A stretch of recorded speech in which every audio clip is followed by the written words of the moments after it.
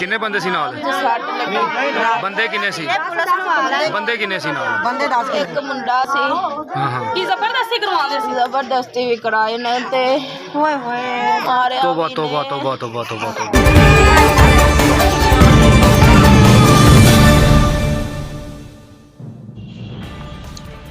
कसूर से एक अफसोसनाक खबर शामिल करते हैं। कसूर में नई नवेली दुल्हन को मुबैना ज्यादती का निशाना बनाने के बाद उसका मुंह काला कर दिया गया। कसूर में जुल्म की इंतहा। राबिया नामी नई नवेली दुल्हन को मुबैना ज्यादती का निशाना बनाते रहे। मुबैना ज्यादती के बाद राबिया का मुंह काला करके उसे छोड़ दिया गया। राबिया गली में सहेली से मिलने गई, जहां से उसे अगवा कर लिया गया। वारस जट वगैरह ने राबिया को मुबैना ज्यादती व तशद्दुद का निशाना बनाया। राबिया की 2 रोज कबल लाहौर में शादी हुई।